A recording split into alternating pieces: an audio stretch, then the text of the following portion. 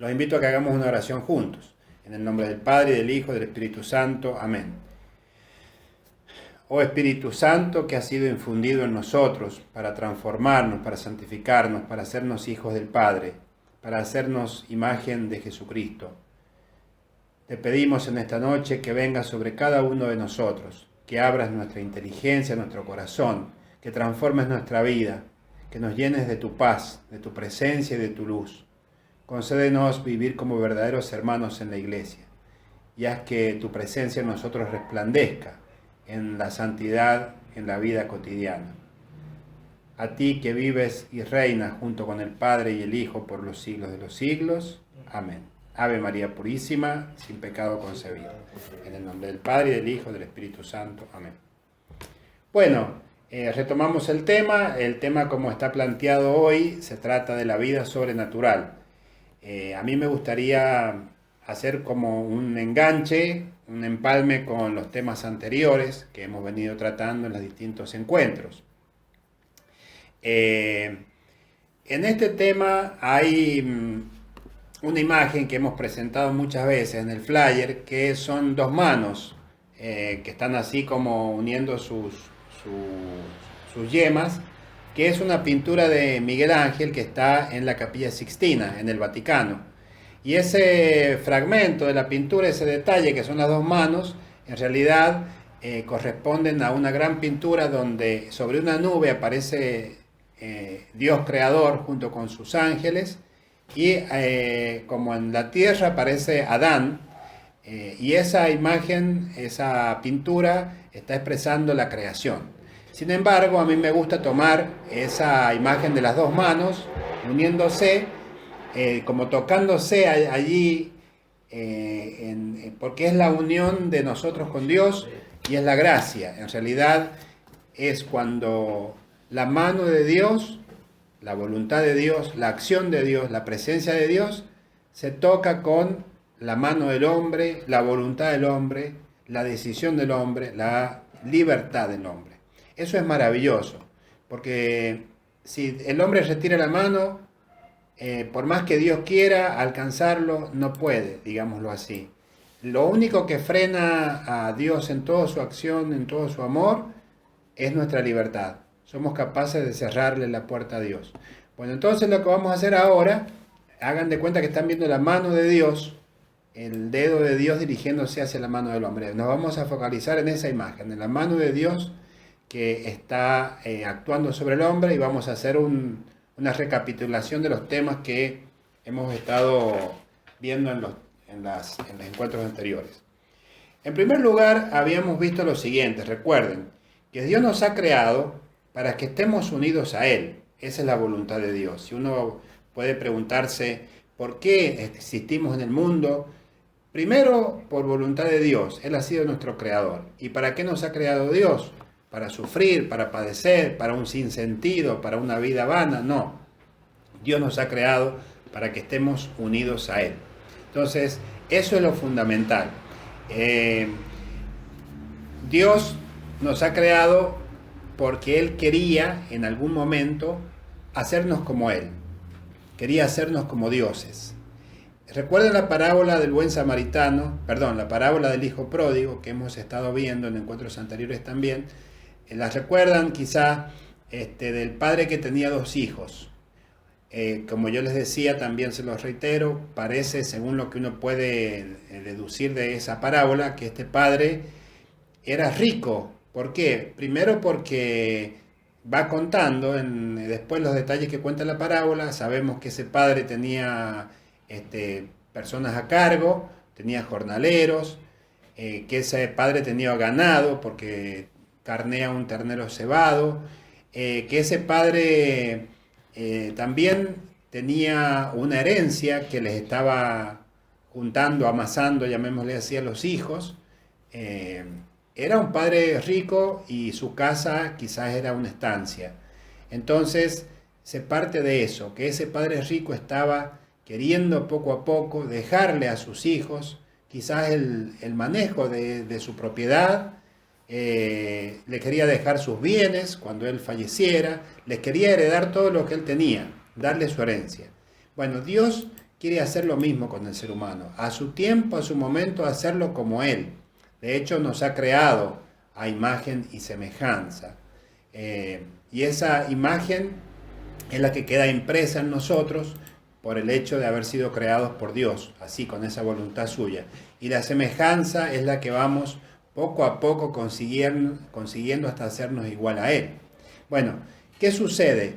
En ese momento en donde Dios pone al ser humano, como dice el libro del Génesis, allí en el Edén, en el paraíso, en donde pasea Dios en ese mismo jardín, como queriendo decir la cercanía y familiaridad que tenía Dios con el ser humano, allí sucede lo mismo que sucede en la parábola del hijo pródigo.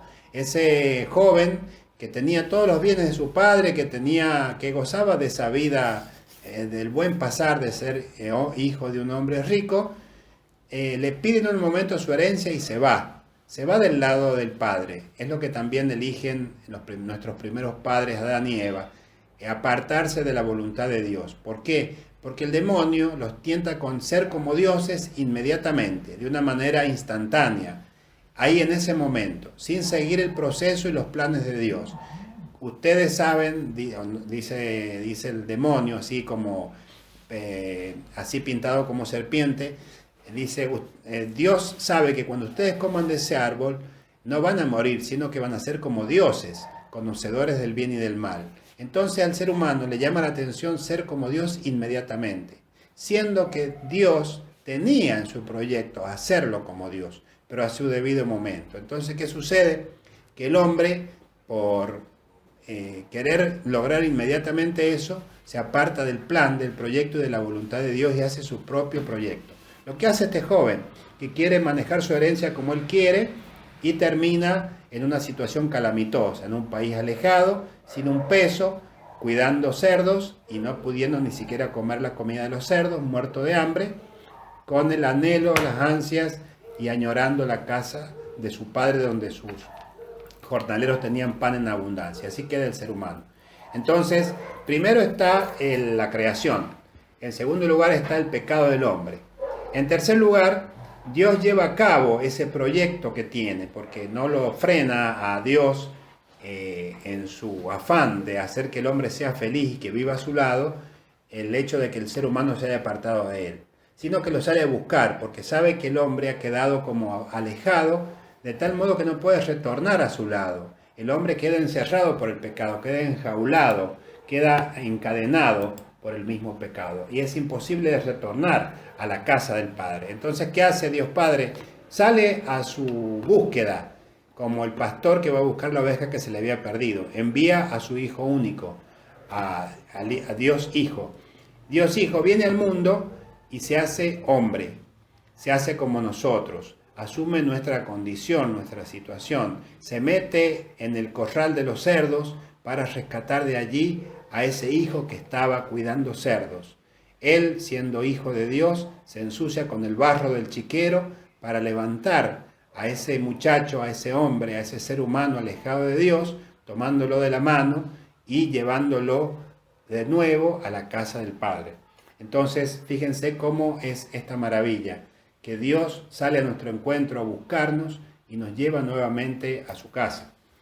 Bueno, voy a mostrar un cuadrito así muy precario, pero lo voy a mostrar después, en todo caso lo editamos. Acá ven lo que les estoy diciendo. En primer lugar, la creación. Dios crea al ser humano. En segundo lugar, el pecado del hombre lo aleja al hombre de Dios. Y en tercer lugar, el ser humano hace un retorno hacia Dios. Se une nuevamente a Dios. Ese retorno en realidad lo ha realizado Jesús. En Él nosotros hemos retornado a la casa del Padre, porque ha sido un descenso, siendo Dios, se ha hecho hombre, el Hijo de Dios se ha hecho hijo del hombre, para que el hombre pudiera hacerse hijo de Dios. Ha descendido hasta el corral de los cerdos para llevarnos a la casa de nuestro Padre de vuelta. Entonces, ¿qué sucede en ese momento? Cuando Dios se hace hombre, viene a nosotros, baja a nuestro mundo, se trae el cielo consigo. No es que uno pueda pensar, bueno, nos eleva de acá y nos hace ser ángeles. No, se trae su morada y la coloca aquí entre nosotros. La casa del Padre se muda a donde está ese hijo perdido. Todo viene a nosotros. El cielo desciende a nosotros junto con el Hijo. Sin embargo, al mismo tiempo también, nosotros somos elevados, digámoslo así, a esa situación en donde estamos en la casa del Padre.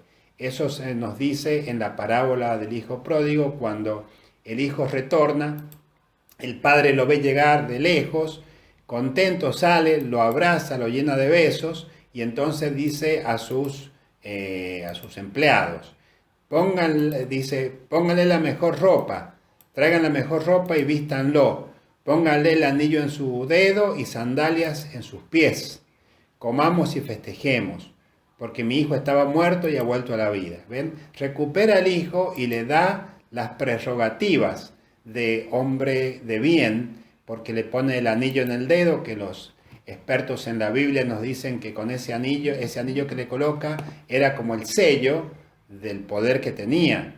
Se sellaba con el anillo antiguamente. Entonces, que el hijo tuviera un anillo es como si les dijera que actualmente uno le hace una extensión de la firma o a alguien o de la tarjeta de crédito, es decir, le da potestad para manejar las cosas de uno. Eso es el anillo en el fondo que tiene el hijo. Entonces, ponerle el anillo no es solamente adornarlo, sino darle una potestad que había perdido. Sandalias en los pies también. Sandalias en aquel tiempo era de una condición rica, no podía andar descalzo ese muchacho. Entonces la mejor ropa y vístanlo, no podía estar desnudo. Vuelve a recobrar la dignidad de hijo. Eso es lo que hace Dios con nosotros. Nos hace tener la dignidad de hijos. Nos da la divinización. Acá lo tengo nuevamente en el esquema. Entonces venimos recorriendo así, llegamos acá. La divinización. Nos da la categoría de Dios, la condición de hijos. Entonces Dios realiza su proyecto primero, ese que había sido arruinado por ese apuro, por esa precipitación del ser humano de querer ser inmediatamente como Dios, y por lo cual el hombre se opone al plan y al proyecto maravilloso de Dios, no sigue el ritmo de Dios, sus tiempos, su voluntad, sino la propia. Al fin y al cabo Dios realiza ese proyecto, haciendo que el hombre sea como Dios. Gracias a que Él, el Hijo, se hace como el hombre para que el hombre llegue a ser como Dios. Y como ahí leíamos a los santos padres, dicen directamente, el hombre llega a ser Dios. Eso es la divinización. Entonces, fíjense, hemos ido hablando en los encuentros anteriores de la unión con Dios, de la divinización, y también hemos hablado de la santidad. ¿Por qué? Y porque el Hijo que vuelve a la casa del Padre tiene la condición de hijo. Tiene potestad, tiene gobierno, tiene poder de mando, de decisión, y goza de la vida que tiene en la casa, de todas las prerrogativas que tiene como hijo de ese hombre, que no lo gozan los peones, los jornaleros, sino él y el hermano. Entonces, eso es la santificación. Si estás junto a Dios, quedás hecho como Dios. Si estás junto a Dios, quedás como iluminado, ardido por su fuego divino. Eso es ser santo, es decir, contagiado de la santidad de Dios. Eso es ser santo. No es una cosa que se adquiera por uno mismo, sino que es algo que Dios te comparte y se logra por el mismo hecho de estar en la casa del Padre. Allí, como si estás en la casa de tu Padre, sos su hijo, o por ser su hijo estás en la casa de tu Padre, de la misma forma. El ser humano, por estar en la casa de Dios, junto a Él, en amistad con Él, en intimidad profunda con Dios, termina el hombre mismo siendo santo, se contagia, se comunica esa santidad de Dios al ser humano. Hemos visto entonces la santidad. Después, ahora estamos viendo que la vida sobrenatural. ¿Qué sería la vida sobrenatural? Siguiendo en este discurso del Hijo Pródigo, esa posibilidad que tiene el Hijo de disponer de los bienes del Padre, esa posibilidad que tiene él de crear su propia empresa, de manejar su propia gente, de tener sus propios bienes, que volvamos a la cultura y quizás a la imagen que nos brinda la parábola, no todos la tenían, porque en aquel tiempo, y como ahora, obviamente, ¿no? Ahora también, si tienes algunas posibilidades, si tienes algunos medios, algunos recursos económicos, puedes tener acceso quizás a cosas que no todos tienen acceso. Si tú tienes la posibilidad de una educación adecuada, tal vez no todos la tienen. Y estar adecuadamente educado te permite quizás buscar un buen trabajo. Y si tienes un buen trabajo, eso también te posibilita un montón de cosas. Es decir, lo mismo pasa con esto. Al ser hijo de Dios, al volver a la casa del Padre, ese muchacho podía hacer un montón de cosas. Al ser hijo de Dios, al tener la condición de santo, vos puedes hacer un montón de cosas que se logran y se consiguen solamente si estás con Dios. Eso es la vida sobrenatural. Es comenzar a participar, a pertenecer de una realidad mucho más grande que esta que nosotros tenemos por ser seres naturales, solamente creados por Dios. Bueno, es el reino de los cielos, es el que ha sido sembrado en nosotros. ¿Por qué? Porque es Dios mismo. El reino de los cielos es Dios, que viene y se mete dentro de nosotros. Esa es la semilla de la que habla Jesús. El reino de los cielos es como una semilla. Es decir, una semilla que ha sido dispuesta para ser sembrada en una tierra apropiada. En esta semilla está condensada la realización plena del hombre. Es decir, esto de la redención, de la edificación, de la santificación, de la vida sobrenatural, Cristo lo ha conseguido, lo ha dejado conseguido para cada hombre, para todos los hombres. Pero está como en germen, como en una semilla. Vos puedes tener en tu casa cualquier semilla, un poroto, una semilla de maíz, trigo, cualquier otra semilla, y la tienes ahí guardada, puede estar mucho tiempo esperando ser sembrada. Pero vos sabés que esa semilla, cuando vos la siembres, tiene la potencialidad de germinar y de ser una planta y de dar frutos. Es una planta que da frutos. Pero allí en esa semilla está contenido todo. Basta que vos la siembres. Bueno, Jesucristo, todo esto de lo que estamos hablando, lo ha conseguido para cada hombre. Basta que cada uno de nosotros sea tierra fértil donde esa semilla pueda ser sembrada. Entonces, allí vamos a culminar con esto que significa la mano de Dios, que en esa pintura de Miguel Ángel se dirige hacia la mano del hombre. Esta es la obra que Dios ha realizado para toda la humanidad. Ahora bien, la mano del hombre significa la colaboración, la cooperación, disponerse, prepararse como la tierra fértil para que esa semilla pueda hacer efecto en él. Porque fíjense, en esto de las dos manos que se encuentran, también hay algo muy importante, que es la colaboración entre el hombre y Dios. Se hace una sociedad, se hace una alianza, y el hombre junto con Dios puede llegar lejos. El hombre junto con Dios puede llegar a alturas insospechadas de su vida, a un desarrollo personal, humano, y de su espíritu, que es infinito. Sencillamente basta que el hombre coopere con Dios y deje que Dios coopere con él. Entonces, es necesario en todo esto, no es mágico, por más que yo les dije la vez pasada, miren, nosotros somos santos, no es que se consiga la santidad haciendo muchos actos buenos, sino que somos santos. No por eso quiere decir que ya estamos plenamente desarrollados, no, requiere nuestra colaboración. Por más que yo les diga, les haya dicho, nosotros somos ciudadanos del reino de los cielos, y lo somos, sin embargo, eso requiere también vivir en ese reino de los cielos y vivir como ciudadanos del reino, no es mágico. Dios requiere nuestra colaboración. Fíjense, les voy a decir una frase. El hombre hizo un camino de ida por su propia voluntad. El hombre, por el pecado, se va del lado de Dios y tiene que hacer el camino de vuelta por propia voluntad. Se requiere la voluntad del hombre. Dios no hace las cosas mágicamente. Dios no hace las cosas imponiéndole al ser humano aún su propia salvación. Necesita Dios de la libertad, de la voluntad y de la colaboración del hombre.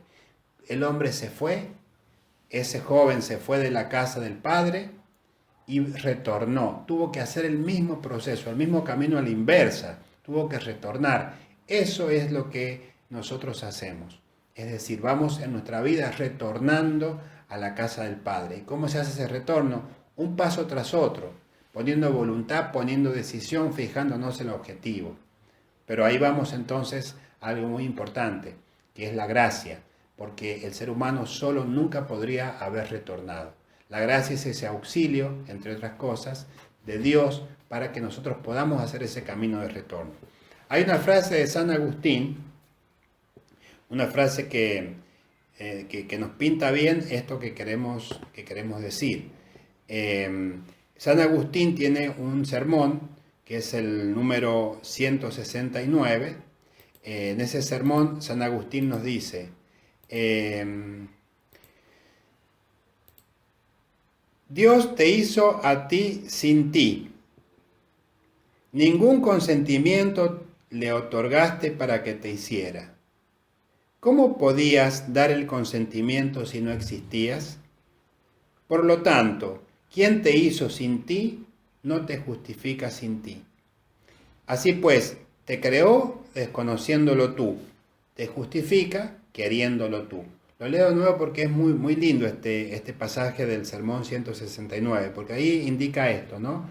Esa colaboración, esa cooperación entre el ser humano y Dios. Dios te hizo a ti sin ti. Ningún consentimiento le otorgaste para que te hiciera. ¿Cómo podías dar el consentimiento si no existías? Por tanto, quien te hizo sin ti, no te justifica sin ti. Así pues, te creó desconociéndolo tú. Te justifica queriéndolo tú. Allí entonces se cierra esto de que uno dice, bueno, pero si soy santo, entonces está todo hecho ya. Sos santo en semilla, en potencia. Tenés toda la potencialidad y la capacidad para llegar a ser un fruto maduro de santidad. Pero si uno quiere, entonces allí está la libertad del ser humano. Dios nos brinda todo en bandeja. Basta que nosotros tomemos, que levantemos la mano y toquemos ese dedo de Dios. Y en ese momento se produce en nosotros el milagro. Esa es la mano del hombre entonces de la pintura que les hago recordar. Toda esta hermosa realidad, es decir, ser hijo de Dios, ser santo, tener esta vida sobrenatural, ha sido sembrada en nosotros, inoculada en nosotros como una semilla, como un germen en el bautismo. Vamos a decir que la vida sobrenatural es como una estructura que Dios instala en nosotros, necesaria para el sostenimiento de esta vida. Hay como una estructura sobrenatural que Dios va creando en nosotros. Así como nosotros tenemos huesos, tejidos, nervios, tenemos tendones, músculos, todo lo que nos sostiene como personas a nivel físico, así Dios también va creando en nosotros una estructura, un organismo sobrenatural que sostenga esa vida sobrenatural que Dios mismo nos da. Una vez que hace eso Dios, que nos arma así sobrenaturalmente, que nos da esa estructura sobrenatural, provee lo necesario para que eso funcione, para que eso ande y para que se desarrolle. Bueno, vamos a hacer primero una aclaración de términos. Cuando nosotros decimos vida sobrenatural, no queremos decir algo sobreañadido, como algo postizo, como una prótesis. Al decir sobrenatural, como algo ajeno a nuestra esencia, sino que Dios ya nos ha creado preparándonos para esa vida sobrenatural que después nosotros podemos recibir si lo queremos. Es decir, no es que se nos añada algo impropio a nuestra naturaleza humana, sino que el ser humano ya está preparado para recibir esa vida, la vida sobrenatural. De tal modo que ya podríamos decir con propiedad lo siguiente: aquel ser humano que no reciba en sí mismo y no viva, además de su vida natural, la vida sobrenatural, es como que hay algo que todavía le falta, o está preparado para mucho más y no termina de recibirlo, de realizarlo, de llevarlo a cabo, de contenerlo. El ser humano está preparado para cosas enormemente grandes. En el flyer que les mandamos sobre la charla de hoy salían unas vasijas con una luminosidad que sale de dentro de ellas. Eso somos nosotros, seres de barro, seres de este mundo, que estamos llamados a contener dentro de nosotros a Dios mismo. Llevamos este tesoro en vasijas de barro, decía San Pablo. Entonces, esa vida sobrenatural está contenida en nosotros. Somos esa vasija que está preparada para recibir esa riqueza, ese tesoro, esa vida, esa luz en nosotros. Entonces podemos decir, como les decía con toda razón, que si alguien vive solamente la vida natural y no la vida sobrenatural, le está faltando algo para llegar a su plena realización. También a veces la vida sobrenatural se le llama segunda naturaleza, que es como una segunda naturaleza. También tenemos que tener cuidado con ese término, que es lo mismo que en el caso anterior. No es que nos tengamos que hacer la idea que es una cosa que se nos pone encima. Es decir, segunda naturaleza es como una cosa que se adhiere como algo ajeno, foráneo, alieno a uno y que se lo coloca a uno. No es así. Esta vida proviene del hecho de nosotros ser familiares con Dios, de ser hijos suyos. Es decir, como yo les decía la vez pasada, nos hace una transfusión de la vida de Dios. Es una transfusión de la vida de Dios a nosotros mismos. Es algo que nos brota por dentro. Ya desde nuestra creación nosotros hemos sido pensados para recibir esa vida, que no es otra vida, es la vida verdadera, la vida sobrenatural. Bueno, hay otra cosa que quiero aclarar. Sobrenatural, por más que la palabra aparezca sobre, no quiere decir la distinción de planos. Acá el mundo, allá arriba el cielo. Acá abajo el hombre, allá arriba Dios. Acá está lo natural, allá arriba lo sobrenatural. No, tampoco es eso. Sobrenatural debemos entender algo enormemente bello, sublime, profundo, algo indescriptible, que es Dios mismo. Es algo que no podemos abarcar con una palabra de este mundo natural. Por eso se le dice sobrenatural, porque está como más allá de nuestro alcance y percepción de los sentidos, de nuestra percepción racional. Pero no quiere decir que esté como en un plano distinto que no podamos alcanzar. Al contrario, esa vida circula por dentro mismo de nosotros. Hay dos frases del Evangelio de según San Juan que dice, una de ellas es de Juan 7, 37-38. El último día, el más solemne de la fiesta, Jesús, poniéndose de pie, exclamó, el que tenga sed, venga a mí y beba el que cree en mí. Como dice la Escritura, de su seno brotarán manantiales de agua viva. De su seno, de esa persona que vaya a Jesús y beba, de adentro le va a brotar ese manantial de agua viva. Se está refiriendo a eso, al Espíritu que nos transforma, esa vida que sale de adentro de nosotros mismos, de nuestra intimidad profunda, desde lo más secreto que podemos tener. No es algo sobreañadido como un sobre todo, la vida sobrenatural. No, es algo que me brota desde adentro y me va transformando interiormente. Me va dando otro ser, otra esencia, otra existencia, otra vida. Y hay otra frase también, que es de Juan 13, 14, dice, Jesús le respondió a la samaritana, está hablando Jesús con la samaritana. El que beba de esta agua, recuerdan que estaba la samaritana al lado del pozo de agua y Jesús le pide de beber. El que beba de esta agua tendrá nuevamente sed, pero el que beba del agua que yo le daré nunca más volverá a tener sed. El agua que yo le daré se convertirá en él en manantial. ¿El manantial qué es? Es agua que brota de la misma tierra, que brotará hasta la vida eterna, que salta, que fluye, que brota. Eso es la vida sobrenatural, algo que nos surge de adentro de nuestras entrañas más profundas y que nos hace vivir una vida que no es solo la de este mundo. Vivimos en una realidad tan grande y tan sublime que a veces no podemos llegar a describir. Una realidad que solamente a veces podemos gustar, que podemos percibir con signos, con señales. Y es una vida que te da paz, una vida que te da serenidad y realización, porque es la vida a la que estás preparado. Recuerda otra frase de San Agustín: nos creaste, Señor, para ti, y nuestro corazón está inquieto hasta que descansa en ti. Eso lo dice San Agustín en su libro de las Confesiones, también lo hemos mencionado. Nos creaste, Señor, para ti, y nuestro corazón está inquieto porque no descubre qué le falta, qué es esa ansia que tiene, esa sed, es esta de la vida eterna que Dios solamente puede dar. Bueno, ahora para explicarles un poquito más, les venía diciendo yo lo siguiente. Dios nos hace vivir otra vida, nos hace vivir en un plano, por decir así, que excede este plano natural. Yo a veces pongo la imagen del árbol a los niños de catequesis y les digo, es como el árbol tiene una parte suya metida en la misma tierra, que son las raíces, y una parte suya que está en el cielo, que es la copa. Es decir, y como dicen algunos, las raíces son tan grandes como la copa. Entonces, nosotros estamos así, vivimos en este mundo, en esta tierra, y no nos podemos desentender de ella. Somos del mundo, somos mundanos, somos terráqueos, somos terrícolas, somos de este mundo, somos de carne y hueso, seres humanos, falibles, limitados, pobres, frágiles, pecadores.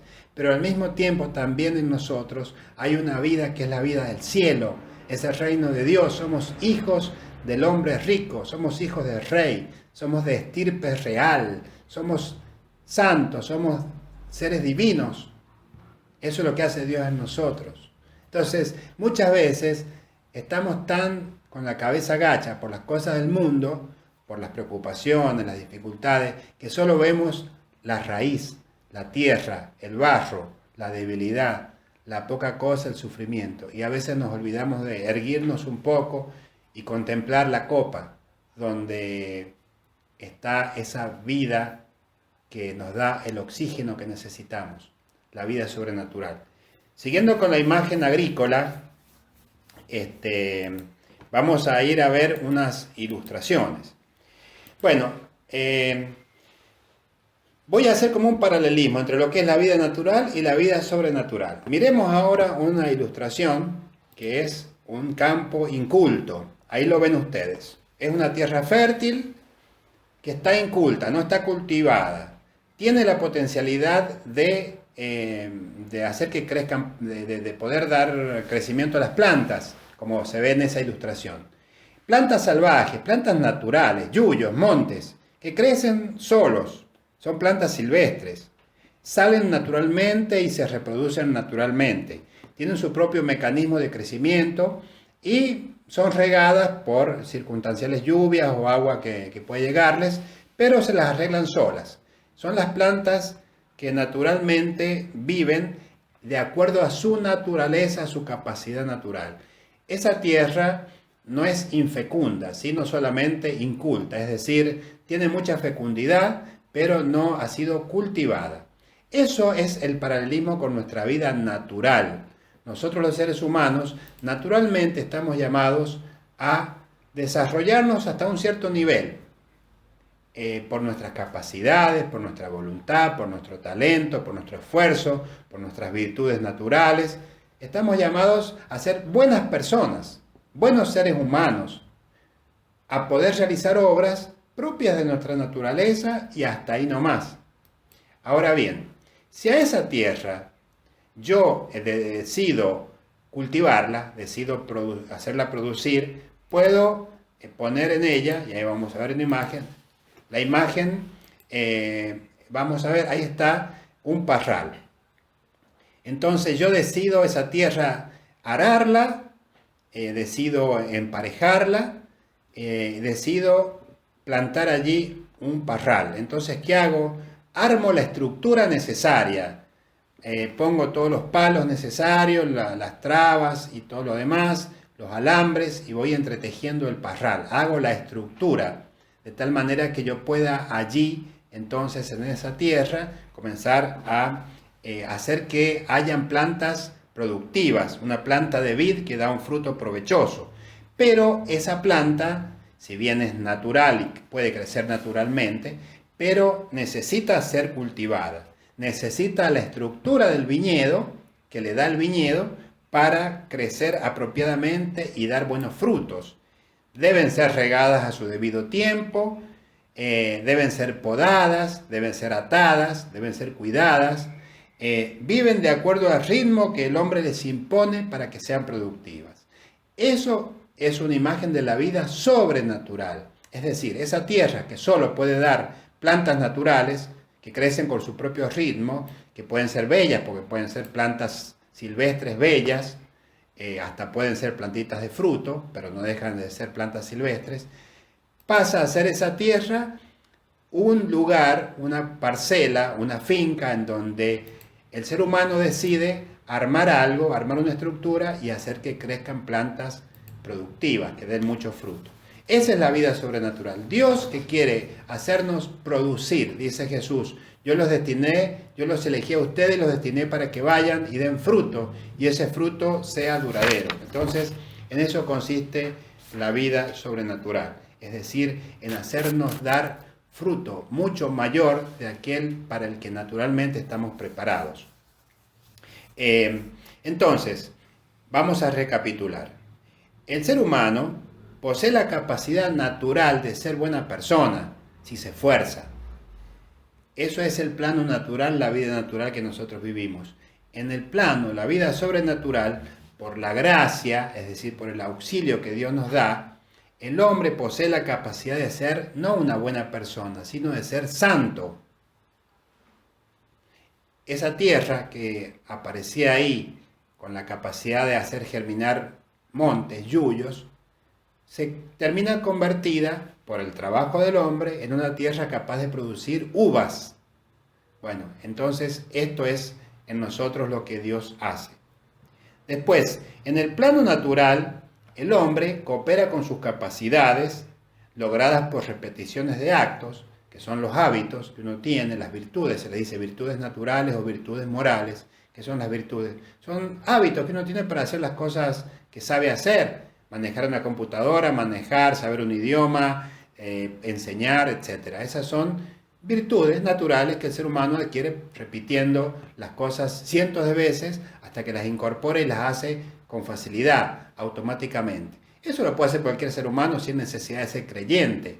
Lo puede hacer cualquiera. Se hace una persona virtuosa, es decir, una persona capaz, hábil para obrar bien. Hasta ahí está todo bien. ¿Qué nos suma la fe? ¿Qué nos suma la vida sobrenatural? Que nos da capacidades para hacer cosas que exceden nuestras capacidades naturales. Cosas sobrehumanas, milagros, cosas que superan la capacidad de nosotros. Algo que no se puede entender cómo el ser humano puede hacerlo si no fuera por esa vida sobrenatural que está en nosotros. Somos superhéroes cuando tenemos nosotros la vida sobrenatural. ¿Por qué superhéroes? Porque somos superhombres, supermujeres, como quieran llamárselo. Es decir, estamos llamados a obrar cosas que van más allá de lo que nosotros podemos lograr. Perdonar, por ejemplo, perdonar a alguien que nos ha ofendido gravemente, yo considero que a veces para el ser humano es imposible. Pero con la gracia, con el auxilio, con la vida sobrenatural, sí se hace posible el perdón.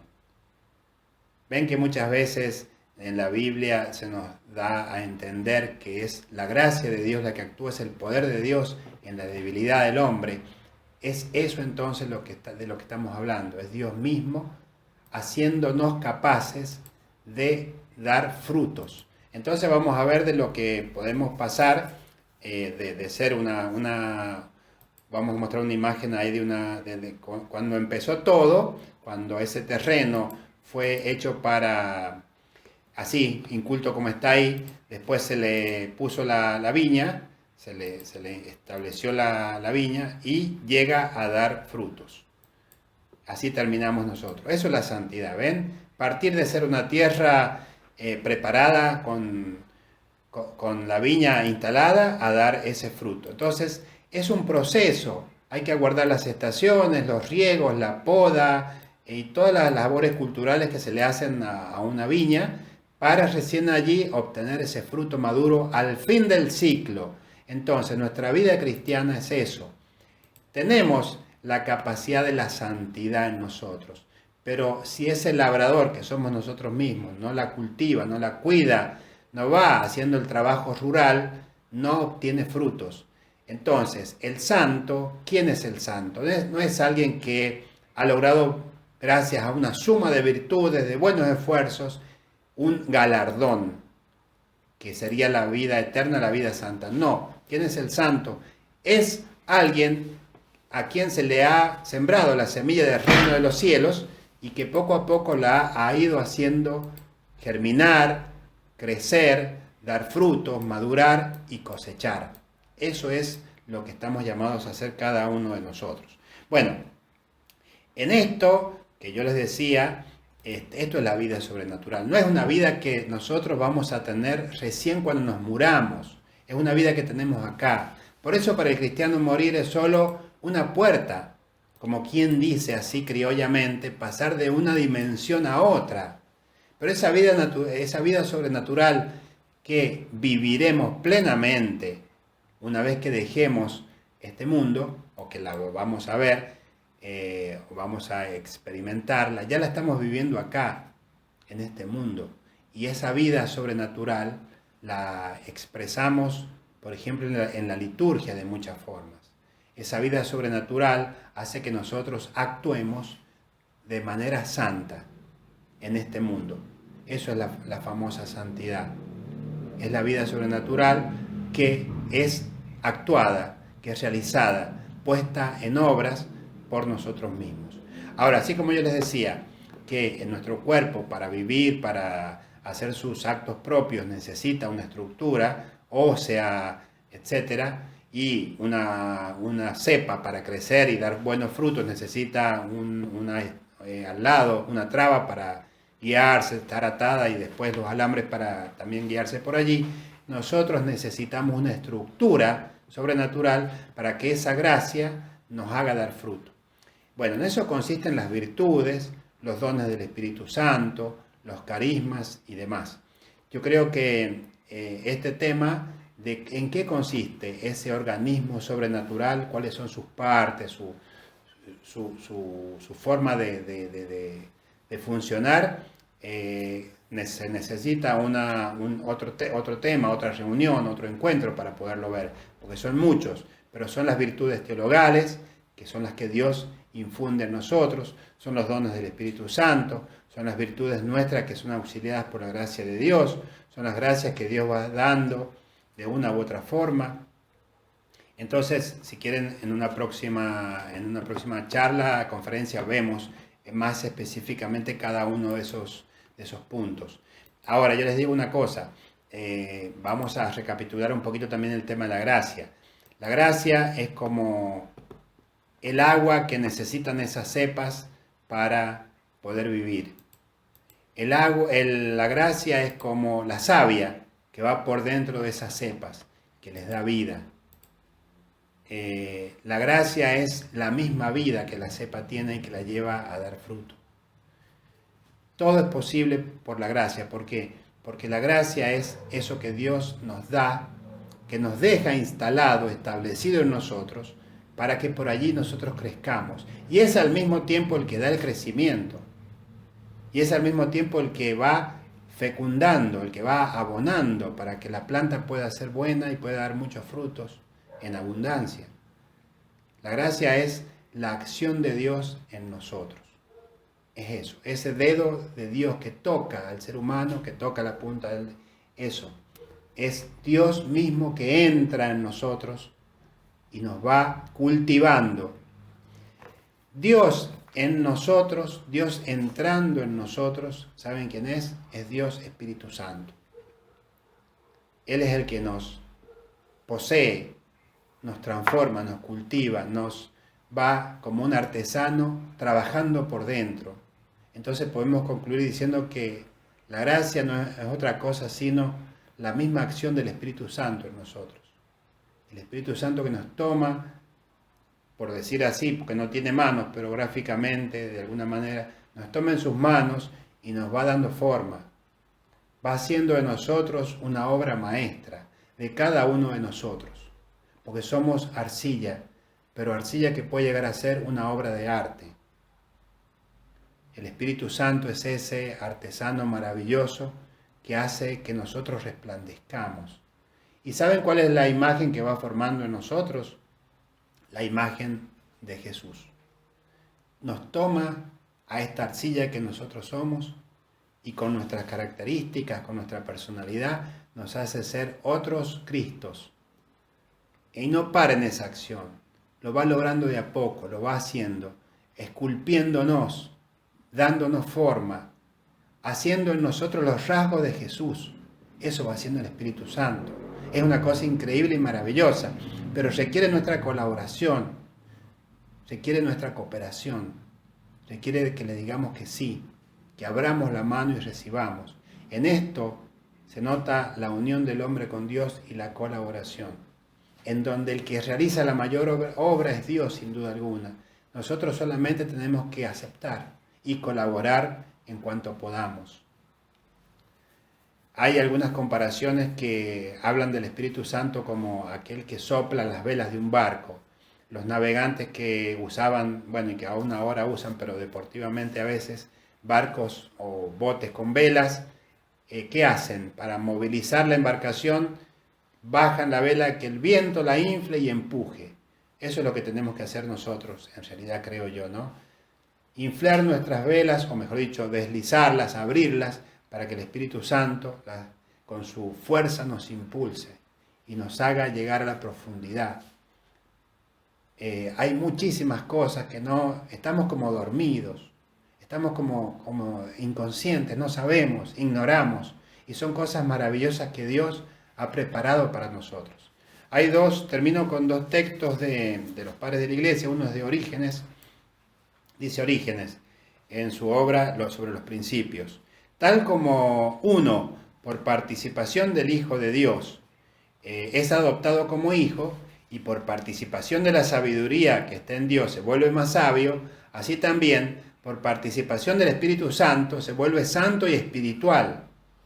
El Espíritu Santo que se enseñorea de nosotros, que nos toma como su casa, como su morada, y que está ahí adentro moviéndonos, transformándonos, llenándonos de luz.